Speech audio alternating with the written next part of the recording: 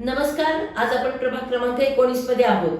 OBC पुरुष या गटाकडून आपल्याला राष्ट्रवादी शरदचंद्र पवार पक्षाकडून अभय शंकर मोरे म्हणजेच अण्णा हे इच्छुक उमेदवार आहेत.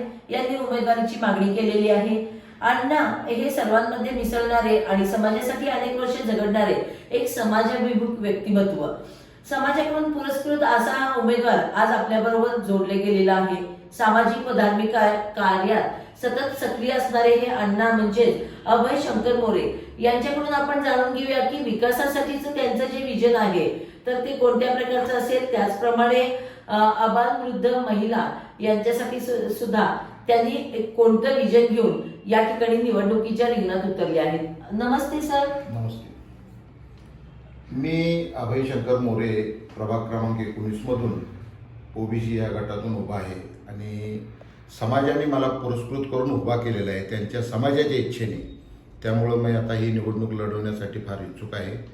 माझे आत्तापर्यंतचे सर्व जे काही सामाजिक कार्य आहे ते आमच्या समाजासाठी आहे आणि त्या माझ्या कार्याची दखल घेऊन माझ्या समाजाने मला पुरस्कृत केलं याबद्दल मी प्रथम माझ्या समाजाचा आभार मानतो. आणि आता ह्या ज्या प्रभागात मी उभा आहे त्या प्रभागातील प्रत्येक अडीअडचणी असतील, वयस्कर लोकांच्या अडीअडचणी असतील, महिलांच्या अडीअडचणी असतील, समाजात आपल्या गावातील सगळी साफसफाई स्वच्छता असेल, ओपन पीस डेव्हलपमेंट करायचं काम असेल, तर ह्या सगळ्या गोष्टी मी अगदी मनापासून करणार आहे. कारण मला आता समाजकार्य समाजाने पुरस्कृत केल्यामुळं मी समाजाचा फार मोठा ऋणी आहे. आपण पाहतो या ठिकाणी नेहमीच रस्त्यासाठी आणि ड्रेनेज, पाणी या ज्या आपल्या बेसिक मूलभूत गरजा आहेत त्या आपल्या वांद्रेवाडी, बेतलनगर या सगळ्या भागात तर अजून देखील चालूच आहेत, त्या काही संपलेल्या नाहीयेत.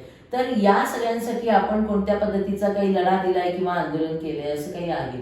होय, आतापर्यंतच्या माझ्या गावातील सर्व गोष्टीसाठी, प्रामुख्याने आमच्या गावाला जोडणारा मुख्य रस्त्याला, त्या रस्त्यासाठी मी अनेक आंदोलनं केली आणि आज न्यायालयीन लढाई सुद्धा मी करत आहे. आणि समाजातील प्रत्येक गोष्टीसाठी, गटारी असू द्या, स्वच्छता असू दे, कुणाचं काही माहिताचं काम असू दे, कुणाचं हॉस्पिटलची अडचण असू दे, प्रत्येक गोष्टीत मी प्रामुख्याने पुढे असतो. आजपर्यंत करतच आलो आहे. कोरोना काळात आणि महापुरासारख्या एक भयंकर अशा नैसर्गिक आपत्तीमध्ये आपले योगदान काय? पुष्कळ आहे माझं. कोरोना काळात मी अनेक लोकांना नेऊन हॉस्पिटलमध्ये ॲडमिट केलं. परत त्यातून कुणाचं चुकून जर दुर्दैवाने मयत झालं तर त्यांची पूर्ण दफनविधीचं कार्य मी स्वतः उपस्थित राहून सगळ्या गोष्टी केल्या.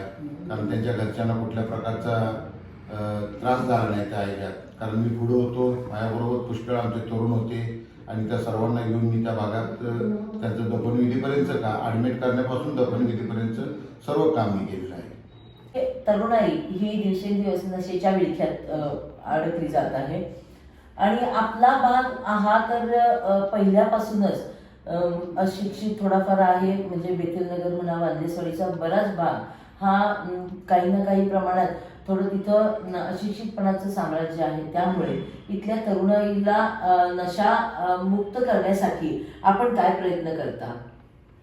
आज आमच्या भागात बऱ्यापैकी तरुण हे सुशिक्षित असून ते परदेशात नोकरी करत आहेत आणि काय थोडे बऱ्यापैकी म्हटलं तरी तरुण आता सध्या व्यसनाधीन गेलेले आहेत. तर त्यांच्यासाठी व्यसनमुक्तीचे काही कार्यक्रम असतील ते मी पूर्णपणे राबवणार आहे आणि गावाला आमच्या भागात 19 नंबरमध्ये म्हणा व्यसनमुक्तीचं कार्य अगदी मनापासून राबवणार आहे. महिलांसाठी काही वेगवेगळे उपक्रम आणायचा आपला मानस आहे का? महिलांच्यासाठी अनेक ज्या योजना आहेत त्या सर्व आणून त्या ठिकाणी पोहोचवण्याचा माझा अगदी मनोमनमध्ये प्रयत्न राहणार आहेत. मागील जे सत्ताधारी होते आणि त्यांचा जो कार्यकाळ होता आणि त्यांनी केलेला विकास याबद्दल आपण समाधानी आहात का? आणि जर नसाल तर त्यांच्याकडून कोणत्या ज्या योजना आहेत की त्या आणल्या गेल्यात पण नुसत्याच कागदावर राहिल्या आणि प्रत्यक्षात काही त्याचा म्हणजे पाठपुरावा झाला नाही किंवा त्या अंमलात आणल्या गेल्या नाहीत, अशा काही योजना आहेत का? आमच्या आता मागील उमेदवारांच्या बद्दल जर बोलायचं झालं तर ते 5 वर्षात आमच्या भागात फिरकले पण नाहीत.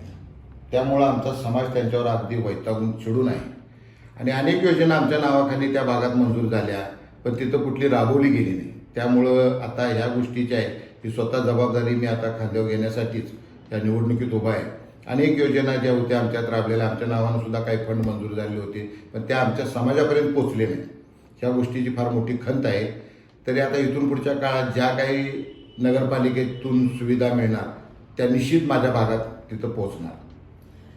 लहान मुलांसाठी काही नवीन उपक्रम आणण्याचा मानस आहे का? लहान मुलांना बालोद्यान करायचं आहे ओपन पीसमध्ये, आणि त्यांच्या विकासासाठी जे काय लागेल ते या नगरपालिकेच्या माध्यमातून निश्चित करणार आहे. त्याचबरोबर अबालवृद्ध झाले तर या ठिकाणी आपण पाहतो की ज्येष्ठांना म्हणजे रिटायर झालेले असतात ते, त्यामुळं त्यांना बऱ्यापैकी त्यांचा वेळ जात नाही. एक त्यांना विरंगुळा म्हणून आपल्या डोक्यात काही संकल्पना आहेत का? हो, आहेत ना. त्यांच्यासाठी अतिशय सुंदर असं बैठक व्यवस्था करायची आहे. त्यांना इतर धार्मिक ठिकाणी फिरवून आणायची योजना माझ्या मनात आहे. कारण त्यांना घरी बसून रिटायर झाल्यानंतर एकलेपणा वाटतो. त्यासाठी त्यांच्यासाठी पण माझ्या मनात चांगल्या योजना आहेत, धार्मिक ठिकाणी त्यांना फिरवून आणायचं. आपण पाहतो की आपण प्रत्येक वेळी म्हणतो जे कोणी सत्ताधारी आहेत ते निवडून आले की परत आपल्याकडे फिरकत नाहीत, तर तोच पायंडा आपल्याकडून गिरवला जाईल का? नाही नाही नाही, तसं करताच येणार नाही. कारण समाजाने निवडून दिले, समाजाने ज्यावेळेस निवडून दिलं आणि मी समाजातच राहतोय, आणि त्यामुळं कसं आहे की मला पहिल्यापासूनच समाजसेवेची आवड आहे. आणि त्या समाजसेवेची आवड असल्यामुळं मी प्रत्येकाच्या सुखादुखात, आज कुठल्या पदावर नसताना फक्त एक साधा सामाजिक कार्यकर्ता म्हणून मी असताना लोकांनी माझ्यावर आता ही जबाबदारी टाकण्याचं ठरवलं आहे. त्यामुळे मला त्या गोष्टी कराव्याच लागणार आहेत. ह्या इतर जे आत्तापर्यंतचे नगरसेवक होते त्यांच्यासारखं मला करून चालणार नाही. तर हे होते अभय शंकर मोरे म्हणजेच अण्णा, प्रभाग क्रमांक 19 मधून ओबीसी पुरुष राष्ट्रवादी शरदचंद्र पवार गटाकडून त्यांनी उमेदवारी मागितलेली आहे. सांगली प्रहार टीमकडून त्यांच्या भावी वाटचालीस खूप खूप शुभेच्छा. मी कॅमेरामन विनायक सह सांगली प्रहार टीमसाठी नीता पाटील. सांगली प्रहार यांनी पाटील मॅडमनी इथपर्यंत येऊन आमच्यासाठी जी आता ही प्रसिद्धी माध्यम जे इथं आणलं, आमचं मनोगत ऐकून घेतलं आणि ते इतर लोकांच्यापर्यंत पोहोचवण्यासाठी आम्हाला जे सहकार्य केलं, याबद्दल मी पाटील मॅडम आणि कॅमेरामन विनायक यांचं मनापासून आभार मानतो. धन्यवाद.